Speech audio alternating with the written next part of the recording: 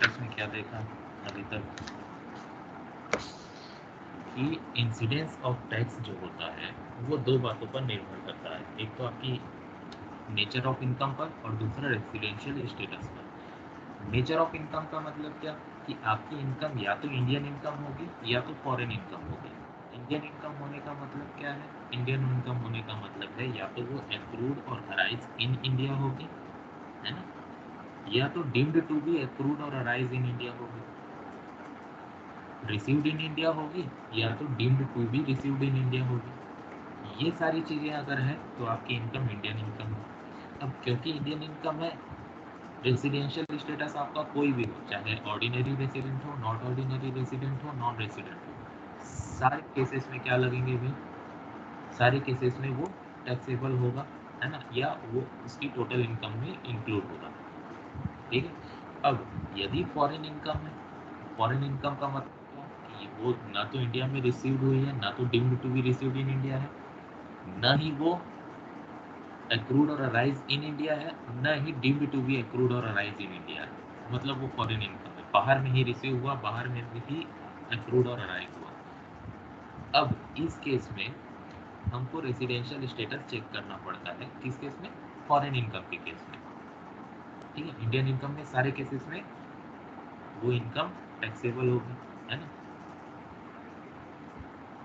Foreign income के case में जो फॉरेन इनकम है उसको दो भागों में बांट दिया गया। किस किस भाग में? एक तो बिजनेस या प्रोफेशन जिसका सेटअप इंडिया में है,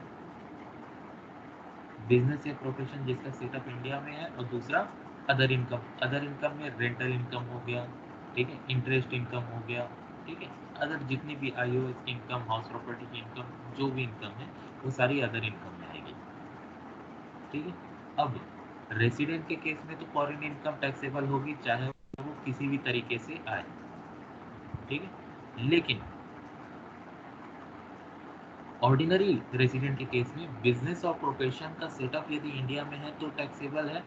बिजनेस या प्रोफेशन जिसका सेटअप इंडिया में नहीं है, अदर इनकम जो है ना, वो टैक्सेबल नहीं है। और नॉन रेसिडेंट का फॉरेन इनकम तो टैक्सेबल होता ही नहीं, है ना। ये सारा सिचुएशन हमने देखा था एक टेबल में। ठीक। इसके बाद हमने क्वेश्चन किया था। अब पूरा रेसिडेंशियल स्टेटस जो था सेक्शन 6 वो एक ही पेज में मैंने बनाया। ठीक है। उसके शॉर्ट नोट्स बनाए। वो शॉर्ट नोट डाउनलोड नहीं हो पा रहा है ना, लैपटॉप थोड़ा स्लो हो गया है, तो ये जो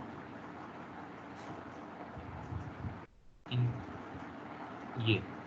ये बोर्ड वाला है, ये ओपन हो गया है, ये मैं आप लोगों को शेयर कर रहा हूँ। ये आप लोगों को दिखाई दे रहा है रेसिडेंशियल स्टेटस? Yes sir. दिखाई दे रहा है भाई? देखो, एक बोर्ड में या एक पर्टिकुलर पेज में आपका पूरा रेसिडेंशियल स्टेटस सेक्शन 6 जो है वो आ गया है ना। ये किस काम आएगा? ये काम आएगा भाई हमारे रिवीजन के लिए। ठीक है। तो आपका रेसिडेंशियल स्टेटस हमने कैसे कैसे पढ़ा था? इंडिविजुअल पढ़ा था, फिर एचयूएफ, फर्म, एओपी, बीओवाई पढ़ा था, फिर कंपनी पढ़ा था, फिर अदर पर्सन पढ़ा था, है ना। अब देख लेते हैं। इंडिविजुअल का रेसिडेंट और नॉन रेसिडेंट होता है, उसके बाद ऑर्डिनरी रेसिडेंट और नॉट ऑर्डिनरी रेसिडेंट होता है।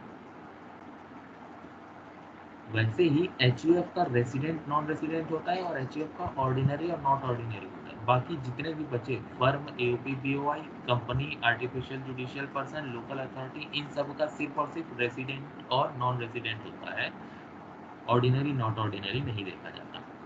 अब इंडिविजुअल का रेसिडेंट और नॉन रेसिडेंट के लिए कंडीशन क्या था? सेक्शन 6 क्लॉज, सेक्शन 6 सबसेक्शन 1, यहाँ पर दो कंडीशन दी हुई थी, दोनों में से कोई एक, यहाँ पर और लिखा हुआ है, दोनों में से कोई एक कंडीशन फुलफिल करोगे तो आप रेसिडेंट बन जाओगे। क्या कंडीशन थी भाई? इन इंडिया में रहेगा प्रीवियस ईयर में more than equal to 182 days. ठीक है। इन इंडिया प्रीवियस ईयर में मोर देन 182 डेज, जब 182 डेज रहता है तो आप क्या कहलाओगे? आप रेसिडेंट कहलाओगे। दूसरा, और इन इंडिया प्रीवियस ईयर में मोर देन 60 डेज, साथ में plus in India immediately preceding the relevant previous year, 4 साल आप 365 डेज इंडिया में रहे हो, 365 डेज या उससे अधिक, तो आप क्या कहलाओगे? रेसिडेंट। यदि आप ये दोनों कंडीशन फुलफिल नहीं करते तब आप क्या कहलाओगे, नॉन रेसिडेंट कहलाओगे। अब यदि आप रेसिडेंट हैं तो ऑर्डिनरी एंड नॉट ऑर्डिनरी दोनों में से क्या है ये आपको डिसाइड करना है। तो ऑर्डिनरी के लिए सेक्शन 6 सबसेक्शन 6 में 2 कंडीशन दी है और बोथ दी कंडीशन आपको फुलफिल करनी है, तभी आप क्या बनेंगे, ऑर्डिनरी रेसिडेंट बनेंगे। यदि दोनों कंडीशन फुलफिल नहीं कर पाते एक साथ तब आप क्या बनेंगे, नॉट ऑर्डिनरी रेसिडेंट बनेंगे। तो ऑर्डिनरी रेसिडेंट के लिए क्या है भाई, ऑर्डिनरी रेसिडेंट के लिए है resident in 2 year out of 10 immediately preceding the relevant previous year। Previous year से जस्ट 10 साल पहले के सालों में कम से कम 2 साल आपको रेसिडेंट होना है, साथ ही इंडिया में रिसाइड करना है, इंडिया में रहना है। कब, 7 year immediately preceding the relevant previous year, 730 दिन या उससे अधिक आपको इंडिया में रहना है, तब जाकर आप ऑर्डिनरी रेसिडेंट बनेंगे। वरना क्या बन जाएंगे, नॉट ऑर्डिनरी रेसिडेंट। आप रेसिडेंट तो रहेंगे लेकिन कैसे रहेंगे, नॉट ऑर्डिनरी रेसिडेंट रहेंगे। अब यहाँ पर ये जो 60 और 365 था उसके 3 एक्सेप्शन है, इंडिविजुअल के लिए है भाई। ये 3 एक्सेप्शन जो है किसके लिए है, इंडिविजुअल के लिए। क्या क्या एक्सेप्शन है भाई, इंडियन सिटीजन होना चाहिए जो कि इंडिया को छोड़ करके जा रहा है एम्प्लॉयमेंट के लिए। दूसरा, इंडियन सिटीजन है living India as a member of crew of Indian ship, Indian citizen or of crew of Indian citizenship, यदि ये है तो सिर्फ 182 डेज देखेंगे, 60 365 नहीं देखेंगे। तीसरा था इंडियन सिटीजन है या इंडियन ओरिजिन का है जो कि इंडिया में विजिट कर रहा है ना। हो सकता है वो ट्रैवलिंग के लिए आया हो सकता है वो किसी और पर्पस के लिए आया हो, बिजनेस के लिए आया हो, जो भी पर्पस हो, यहाँ पर्पस मैटर नहीं करता। वो इंडियन सिटीजन होना चाहिए, इंडियन ओरिजिन का होना चाहिए, है ना, और वो इंडिया में विजिट करने आया है। तो इस केसेस में क्या होगा, 365 और 60 वाला कैलकुलेशन नहीं करेंगे, सिर्फ 182 डेज वाला कैलकुलेशन करेंगे। दूसरा था HUF।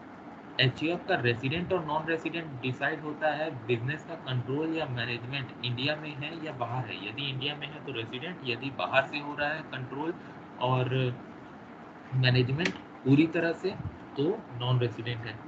अब HUF, AOP फर्म, BOI, इन सब का रेसिडेंट नॉन रेसिडेंट कंट्रोल और मैनेजमेंट से तय हुआ।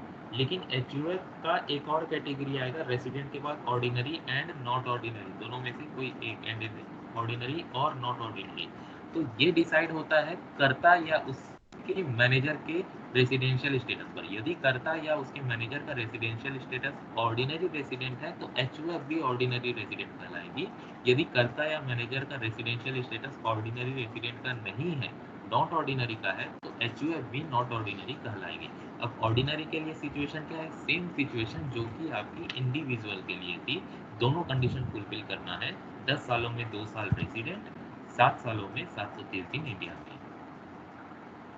आ गई बात समझ में। फिर उसके बाद हमने देखा था कंपनी। कंपनी का रेसिडेंशियल स्टेटस कैसे चेक किया जाता है, कंपनी का residential status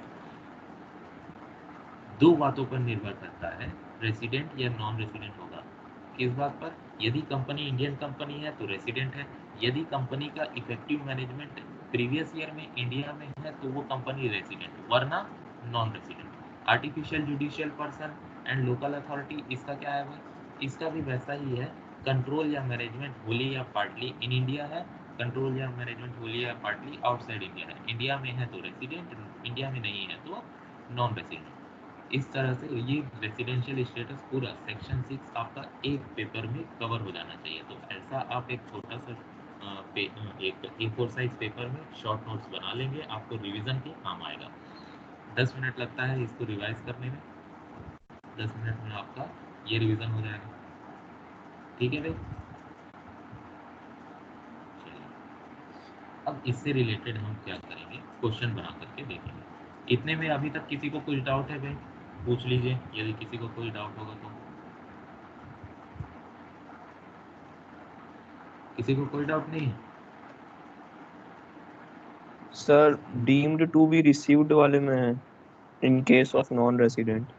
deemed to be received वाला है, in case of non resident.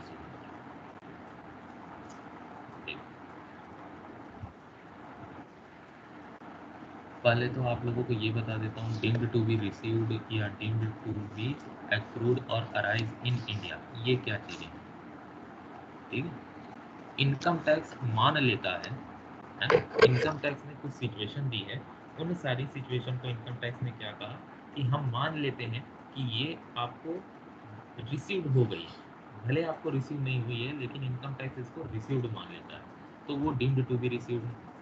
Deemed to be accrued और अराइज, इसका मतलब है वो इनकम टैक्स मान लिया है, डीम्ड कर लिया है कि वो आपको एक्रूड या अराइज हो गई, भले हुई हो या न हुई। ठीक है, ऐसे जितने भी केसेस हैं वो हम देख लेते हैं।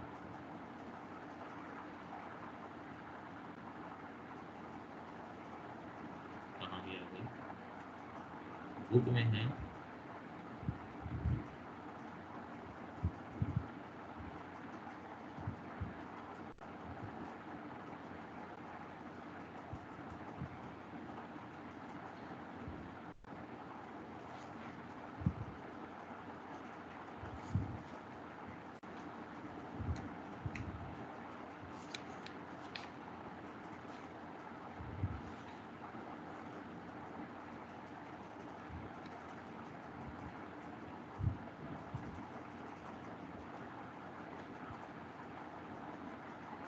ये देखिए, deemed to be received, section 7 and 8.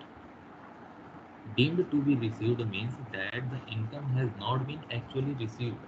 Actual में वो रिसीव नहीं हुआ लेकिन इनकम टैक्स उसको मान रहा है, but it is deemed to be received under the income tax act. Its instances are the annual accretion to the account of any employee participating in recognized provident fund is not actually received by the employee, but it is deemed to be received during the previous year by him under the law. देखिए, provident fund हम salary chapter में अच्छे से पढ़ेंगे। Provident fund आपको पता है क्या होता है, आपके पिताजी की सैलरी में से कुछ हिस्सा काट करके जमा किया जाता है प्रोविडेंट फंड में, है ना। उसमें से कुछ हिस्सा आपका, आपके पिताजी का होता है और कुछ हिस्सा आपके पिताजी के एम्प्लॉयर का होता है। और आपके पिताजी को वो कब मिलेगा, जब वो रिटायर हो जाएंगे तब पेंशन के रूप में धीरे धीरे धीरे धीरे मिलेगा, या लमसम अमाउंट एक साथ आपके पिताजी को मिलेगा रिटायरमेंट के बाद। ठीक है, तो ये प्रोविडेंट फंड होता है। इसके अलग अलग टाइप होते हैं, रिकॉग्नाइज्ड प्रोविडेंट फंड होता है, अनरिकॉग्नाइज्ड प्रोविडेंट फंड होता है ना। तो यदि रिकॉग्नाइज्ड प्रोविडेंट फंड है उसमें एक्रीशन हो रहा है, एनुअल एक्रीशन हो रहा है, इंक्रीज हो रहा है, वो आपके पिताजी को रिसीव तो नहीं हो रहा है। वो कहाँ डिपॉजिट हो रहा है, वो डिपॉजिट हो रहा है आपके पिताजी के पीएफ के अकाउंट में, है ना। पीएफ अकाउंट एक बना हुआ है प्रोविडेंट फंड डिपार्टमेंट में, वहाँ पर आपके पिताजी की सैलरी से कुछ अमाउंट आपका उनका एम्प्लॉयर काटता है और अपना खुद का हिस्सा जोड़ करके जमा कर देता है। ठीक है, तो वो आपके पिताजी को रिसीव तो नहीं हो रहा है लेकिन इनकम टैक्स क्या मान रहा है, वो रिसीव मान ले रहा है। ऐसा ही दूसरा सिचुएशन है, taxable portion of transferred balance of unrecognised provident fund is deemed to be received during the year. उसी तरह से अनरिकॉग्नाइज्ड फंड होता है, एक अनरिकॉग्नाइज्ड प्रोविडेंट फंड होता है ना। उसका बैलेंस यदि ट्रांसफर हो रहा है तो वो भी डीम्ड टू बी रिसीव्ड कहलाएगा। Dividend is deemed to be received in the year in which it is declared, but the interim dividend is deemed to be the income of that previous year in which it is unconditionally made available to the shareholder. Dividend, dividend क्या होता है भाई बताइए, dividend के बारे में जानकारी है किसी को कि डिविडेंड होता क्या सब है? प्रॉफिट का पार्ट होता है, एक्सेस वाला। हाँ, किस तरह की एंटिटी डिविडेंड देती है? कंपनीज शेयर्स शेयर की जो होल्डर होते हैं, शेयर होल्डर्स, उनको प्रॉफिट का हिस्सा बांटती है, उसी प्रॉफिट के हिस्से को क्या कहा जाता है, डिविडेंड कहा जाता है। तो डिविडेंड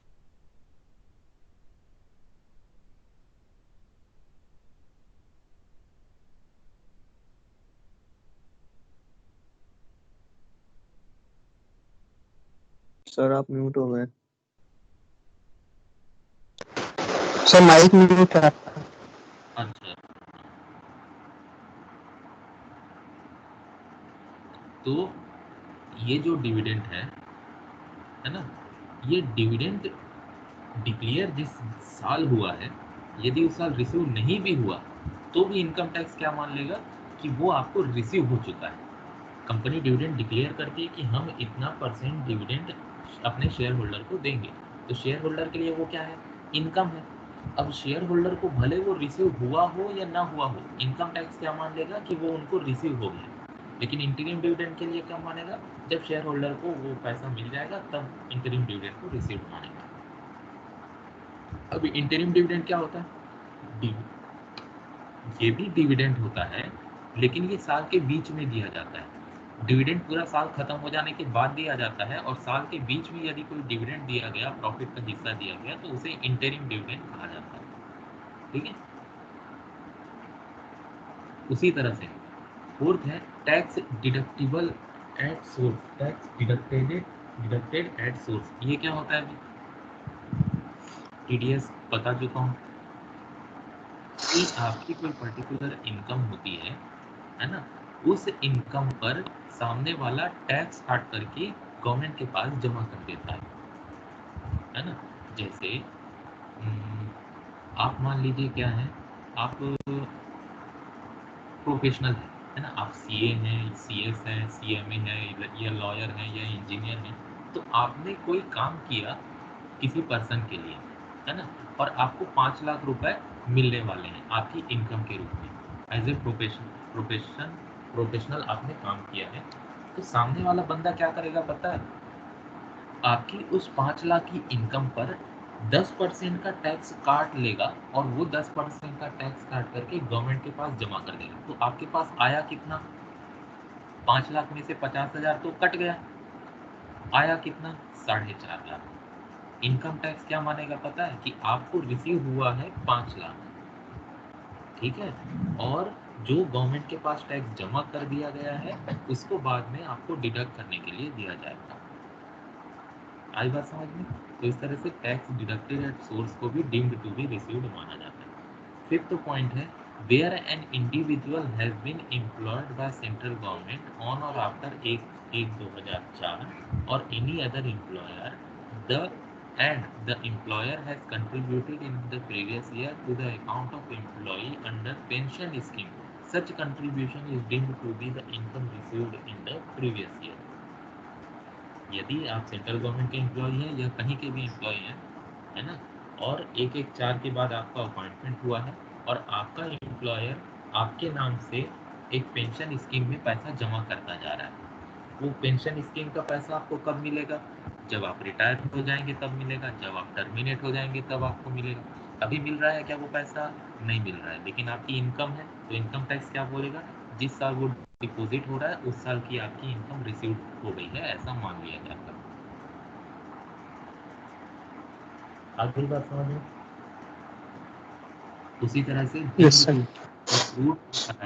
देखो डीम्ड टू बी रिसीव्ड क्या था, आपको रिसीव नहीं हो रहा था, लेकिन फिर भी इनकम टैक्स इसको रिसीव मान लिया था, डीम्ड टू बी रिसीव्ड। उसी तरह से डीम्ड टू बी एक्रूड और अराइज, ये एक्रू और अराइज होगा नहीं, लेकिन फिर भी इनकम टैक्स क्या करेगा, इसको मान लेगा कि ये डीम्ड टू बी एक्रूड और अराइज है। कौन कौन सी सिचुएशन है भाई, income is deemed to accrue or arise in India if it accrues or arise directly or indirectly। Section 9 में ये दिया हुआ है, 9 सबसेक्शन 1 क्या क्या दिया हुआ है, through or from any business connection in India, through or from any property in India, through or from any asset or source of income in India, through the transfer of capital asset situated in India. तो business से related, profession से related जितनी भी income है, भले वो deemed या accrued नहीं हुई है, लेकिन उसको income tax deemed to be accrued or arise मान लेता है। If all the operation of business are not carried out in India, its income that will be deemed to accrue or arise in India shall be only such part of income as it reasonably attributable to the operation carried out in India। मतलब समझ में आया, चाहे business का operation पूरी तरह से India में कैरी नहीं हो रहा है, its income that will be deemed to be accrued or arise in India shall only such a part of income as is reasonably attributable to operation carried out in India. मान लीजिए India में कुछ काम हो रहा है और कुछ काम इंडिया के बाहर से किया जा रहा है, तो सिर्फ उन्हीं चीज़ों अक्रूड या अराइज माना जाएगा जितना हिस्सा इंडिया से मैनेज किया जा रहा है, जितना हिस्सा इंडिया में ऑपरेट किया जा रहा है। ठीक। दूसरा है salary earned in India and received outside India. Salary earned in India and received outside India, दो चीजें होती है, आपने कमा लिया और आपने रिसीव कर लिया। डॉक्टर का एग्जांपल दिया था, अमेरिकन डॉक्टर का। अमेरिकन डॉक्टर यहाँ इंडिया में आया था, उसने सर्जरी की और अमेरिका वापस चला गया। उसको इंडियन हॉस्पिटल ने क्या किया, पेमेंट किया। कैसे पेमेंट किया, उसके अमेरिकन बैंक में पैसा ट्रांसफर कर दिया। तो उसने कमाया कहाँ पर, एक्रू या अराइज कहाँ पर हुआ, इंडिया में हुआ। रिसीव कहाँ पर हुआ, रिसीव हुआ आउटसाइड इंडिया। तो इसको क्या मानेंगे, एक्रू और अराइज इन इंडिया ही मानेंगे, भले रिसीव बाहर में कर रहा है। Salary payable by the government to citizen of India for service outside India. Government of India के कुछ एम्प्लॉय हो सकता है विदेश में काम कर रहे हैं, हो सकता है या नहीं हो सकता। एम्बेसी होती है विदेशों में, इंडियन एम्बेसी होती है, वहाँ के जो एम्प्लॉय होते हैं वो गवर्नमेंट एम्प्लॉय होते हैं, है ना। तो इस तरह के कोई एम्प्लॉय है, भले उनको सैलरी बाहर रिसीव हो रही है, भले वो काम बाहर कर रहे हैं, लेकिन उनका एक्रू और अराइज कहाँ पर होगा, इंडिया में हुआ है, ऐसा माना जाएगा। Dividend paid by Indian company outside India.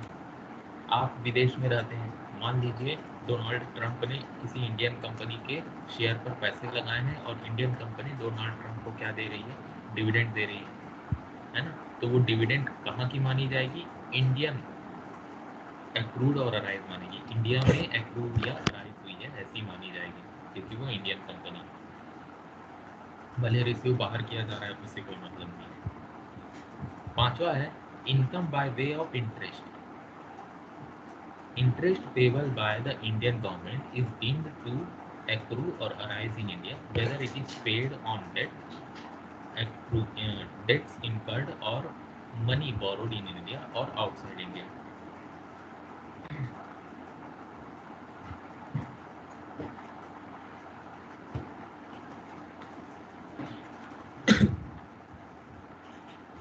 देखिए यहाँ पर क्या हो रहा है, इंटरेस्ट पे किया जा रहा है, किसके द्वारा पे किया जा रहा है, इंडियन गवर्नमेंट के द्वारा।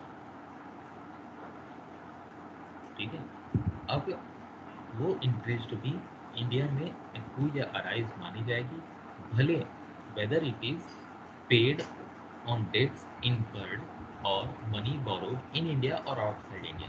यदि इंडियन गवर्नमेंट आपको इंटरेस्ट पे कर रही है ना, भले वो जो डेट था वो इंडिया में लिया गया या इंडिया से बाहर लिया गया, उस डेट का जो इंटरेस्ट है वो interest Indian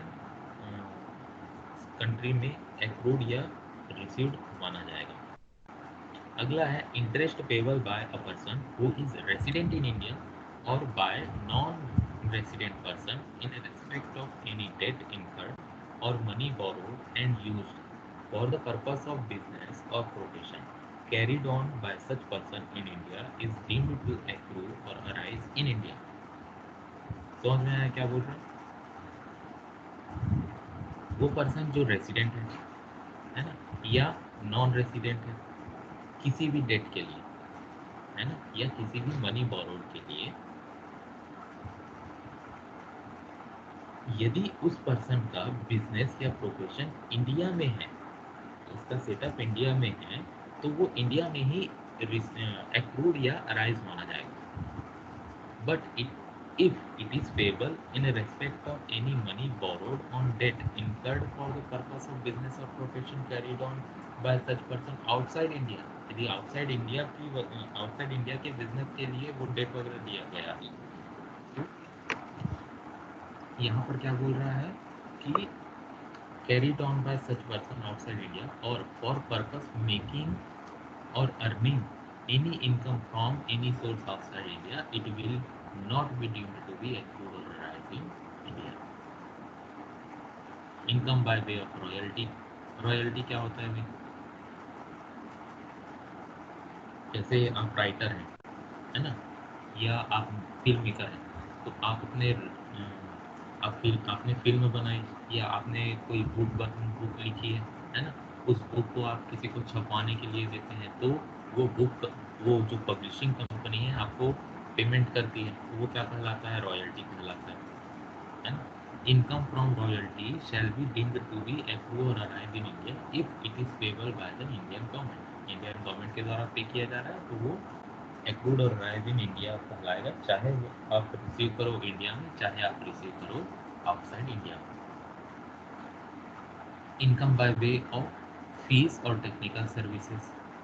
income from fees for technical services shall be deemed to be accrue or arrive in India if it is payable by the Indian government. Indian government के द्वारा यदि कोई टेक्निकल सर्विस का payment किया जा रहा है, तो वो इनकम एक्रूड और अराइव इन इंडिया मानी जाएगी। ठीक है, इस तरह से ये सारी सिचुएशन है deemed to be received in India या डीम्ड टू बी एक्रूड और अराइज इन इंडिया के। ठीक है, अब इलस्ट्रेशन देख लेते हैं। एक इलस्ट्रेशन हमने कल देखा था, ये है ना। अब इलस्ट्रेशन नंबर 10 में आ जाते हैं। क्या है भाई illustration number 10? Discuss the accessibility of following items in a receipt items of receipt in case of resident but not ordinary resident. सिर्फ एक ही सिचुएशन के लिए पूछ रहा है, नॉट ऑर्डिनरी रेसिडेंट के लिए। ठीक है, पहला पॉइंट नंबर 1, क्वेश्चन नंबर 1 क्या बोलता है? A sum equivalent to 40,000 was earned from business in UK. Business कहाँ है भाई? यूके में है, but the profit have been remitted to India. The SEC used to attend the business only when he was in the UK. चलिए बताइए भाई क्या होगा? ये इनकम टैक्सेबल होगी उस पर्सन के हैंड में यदि वो ऑर्डिनरी नॉट ऑर्डिनरी रेसिडेंट है कि या नहीं होगी? बताइए भाई, बोलो। नहीं होगी। हाँ नहीं नहीं होगी। होगी सर। क्यों नहीं होगी? क्यों नहीं होगी? रीजन सर बाहर कमाए। देखो, पहली बात तो बिजनेस ये, बाहर है। हाँ बिजनेस बाहर है, उसका कंट्रोल भी इंडिया के बाहर होता है। बाहर तो है। ये किस तरह की इनकम हुई? फॉरेन इनकम हुई या इंडियन इनकम हुई? फॉरेन। फॉरेन इनकम हुई। फॉरेन इनकम में नॉट ऑर्डिनरी के केस में यदि बिजनेस का सेटअप इंडिया के बाहर है तो नॉट टैक्सेबल, इंडिया में है तो टैक्सेबल। ठीक है, और दूसरी बात, ये जो 40,000 रिसीव कर रहा है उसके बाद इंडिया में रेमिट कर रहा है, रेमिटेंस पर कोई टैक्स नहीं लगता है ना। रेमिटेंस होना और रिसीव होना दोनों में अंतर है। रिसीव देखा जाता है, रेमिटेंस नहीं देखा जाता। ठीक है, रेमिटेंस का मतलब क्या है? सिर्फ ट्रांसफर करना, कमा के वो वहां पर रख लिया और उसके बाद उसको ट्रांसफर कर रहा है। ठीक है, point number B, remuneration of sir 20,000। Transfer वो इंडियन बैंक में कर रहा होगा ना? हाँ, इंडियन बैंक में कर रहा होगा या कैश लेकर के आ रहा होगा, जैसा भी। ठीक है, point number B, Yes. remuneration of 20,000 due to him for services rendered in Singapore was credited to his bank account in Singapore and immediately thereafter remitted to India. कमाया कहाँ पर? सिंगापुर में। रिसीव कहाँ किया? सिंगापुर में। कैसी income है? Indian income या foreign income? Foreign foreign. Income. Foreign. Foreign income. हाँ, अब फॉरेन इनकम भी, हाँ अब ये फॉरेन इनकम में बिजनेस वाली है या अदर देन बिजनेस वाली है? Profession other than business. Other other than than business business. है ना। तो अदर देन बिजनेस वाले में कॉलम में क्या लिखा था? नॉट टैक्सेबल लिखा था, तो ये भी नॉट टैक्सेबल होगा। ठीक है, पहली बात तो ये रेमिट कर रहा है तो ये तो टैक्सेबल होगा ही नहीं, और दूसरी बात अगर रेमिट नहीं भी करता, रिसीव भी करता वहाँ पर ही, तो भी ये टैक्सेबल नहीं होता, क्योंकि ये फॉरेन इनकम है और अदर देन बिजनेस की इनकम। और हम देख रहे हैं सिचुएशन किसके लिए, नॉट ऑर्डिनरी रेसिडेंट के लिए, तो वहाँ तो टैक्सेबल होगा ही नहीं। Point number C, remuneration of 20,000 due to him from an Indian company carrying on business in Singapore for services rendered in Singapore and the same having been directly deposited by Indian company in his bank account in India। बताइए income कैसी है, Indian income है या foreign income? Income किस sir type की? Indian. हाँ Indian income. कैसे Indian income? क्योंकि received in India, Indian bank में डिपॉजिट किया गया ना, तो इनकम तो इंडियन इनकम। सर लेकिन कमाया तो सिंगापुर में है ना। हाँ देखो, एक्रू, अराइज या रिसीव्ड, जो भी पहले हो गया उसको मानना है। ये कमाया बाहर में लेकिन रिसीव कर लिया कहाँ, इंडिया में। अब क्योंकि इंडिया में इंडिया रिसीव कर लिया तो वो कैसी इनकम बन गई, इंडियन इनकम बन गई, है कि नहीं? इंडियन अब इंडियन इनकम बन गई तो चाहे सिचुएशन कोई भी हो, रेसिडेंट वाली, नॉन ऑर्डिनरी वाली या नॉन रेसिडेंट वाली, सब में टैक्स लगेगा। ठीक है, तो इस तरह से ये क्वेश्चन बनेगा। Illustration number 11, following are the particulars of Shri Naresh Sharma for the previous year 1920। ठीक है, नरेश शर्मा की इनकम है, आपको दी गई है और नीचे में पूछ रहा है कि बताइए कि इसकी ग्रॉस टोटल इनकम में ये सारी इनकम जुड़ेगी या नहीं जुड़ेगी यदि नरेश शर्मा रेसिडेंट है, नॉन नॉट ऑर्डिनरी रेसिडेंट है या नॉन रेसिडेंट है। ये तीन सिचुएशन में इन सारी इनकम के बारे में बताइए कि उसकी टोटल इनकम में जुड़ेगी या नहीं जुड़ेगी। ठीक है, क्वेश्चन बनाने के लिए क्या क्या सोचना पड़ता है? सबसे पहले ये सोचो कि ये इंडियन इनकम है या फॉरेन इनकम है। इंडियन इनकम या फॉरेन इनकम जब पता चल जाता है उसके बाद आप देखते हैं रेसिडेंशियल स्टेटस रेसिडेंट है और नॉट ऑर्डिनरी है या ऑर्डिनरी है, सॉरी नॉन रेसिडेंट है। ठीक है, अब चलते हैं question point number 1। Income number 1 क्या बोलता है, profit from business in England received in India. बताइए इंडियन इनकम है फॉरेन इनकम है? Indian sir, Indian. इंडियन, क्योंकि इंडिया में रिसीव हो जाती है तो तीनों केसेस में टैक्स लगेगा, टैक्सेबल होगा। Yes sir. Yes sir. Yes sir. तो तीनों में हम जोड़ देंगे। ठीक है, तीनों में हम लिख देंगे रेसिडेंट में भी टैक्सेबल है, नॉट ऑर्डिनरी रेसिडेंट में भी टैक्सेबल है और नॉन रेसिडेंट में भी ये टैक्सेबल है। टैक्सेबल है। दूसरा question, income from house property in Pakistan received in India. बताइए भाई, Indian Indian Indian Indian income income है। तीनों में टैक्सेबल होगा। तीसरा, income from house property in Bangladesh deposited in bank there. बताइए फॉरेन। बांग्लादेश में फॉरेन इनकम। फॉरेन हाँ फॉरेन फॉरेन इनकम। अब बताइए फॉरेन इनकम है, रेसिडेंट में टैक्सेबल होगा क्या? Yes resident, yes sir. Yes. हाँ यस रेसिडेंट सर। में सारी सिचुएशन में ऑर्डिनरी टैक्सेबल रेसिडेंट। है।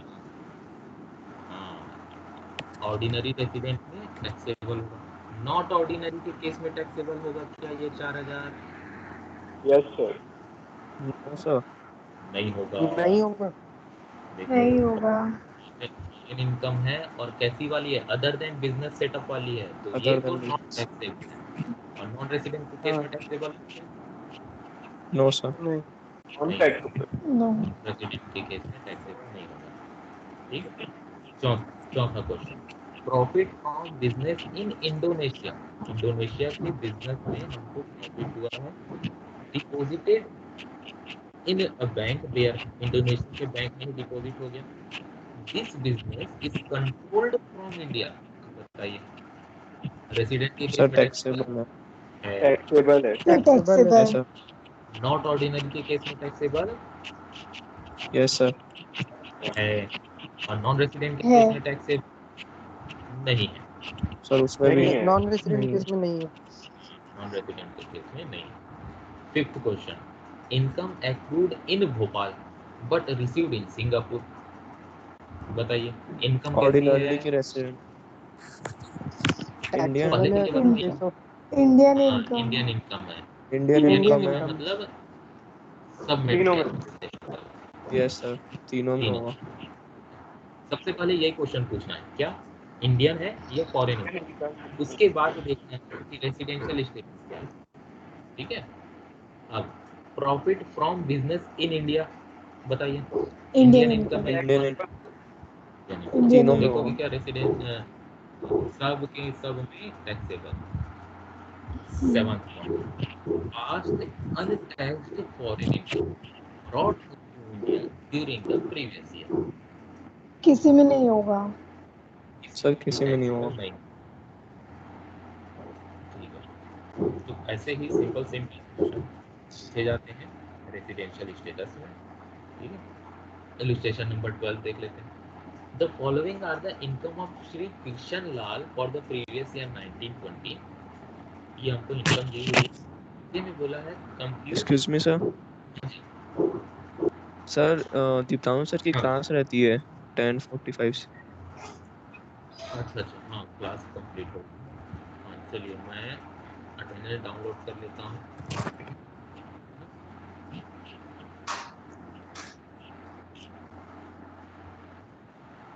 Download attendance list.